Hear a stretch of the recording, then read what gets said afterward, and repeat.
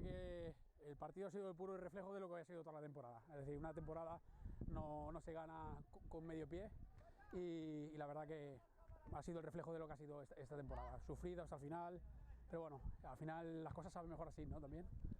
La clave ha sido que hemos tenido las ideas muy claras. La propuesta de juego desde el principio era jugar a la pelota, intentar divertirse, tener mucha posesión de balón. Lo hemos hecho durante toda la temporada. En campos complicados donde apenas se podía circular.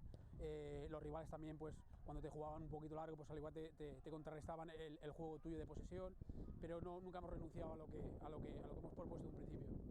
Sí, a mí cuando me llamaron el objetivo era subirlo a tercera y bueno, ya veremos a ver el año que viene si la propuesta no... Bueno, la propuesta era subirlo a corto largo plazo a segunda catalana, pero bueno, hemos dado el primer paso ya.